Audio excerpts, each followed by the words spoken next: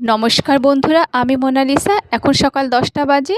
আর আজকে বেশ মনটা ভালো লাগছে, তার কারণ আজকে আর রান্না করতে হবে না। কারণ আজকে একটা আমার বন্ধুর বাড়িতে যাব, নেমন্তন্ন আছে, ওর বাড়িতে পুজো আছে। তো আমি আর মেয়ে একটু পরেই বেরোবো, আর ওখান থেকেই খাওয়া দাওয়া করে রাতে ফিরবো। তো চলো ব্রেকফাস্ট কী করছি তোমাদের একটু দেখিয়ে নিই।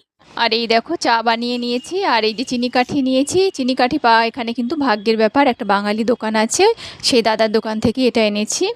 আর এইটা হচ্ছে এখানকার স্থানীয় মল থেকে আনা মিনি সমোসা। এটা একরকম স্ন্যাক্স বলতে পারো।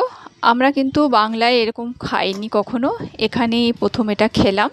আর এর সাথে চাটনি রয়েছে তেঁতুলের। তো ভালোই লাগে, খারাপ লাগে না। তো এই ব্রেকফাস্ট করব।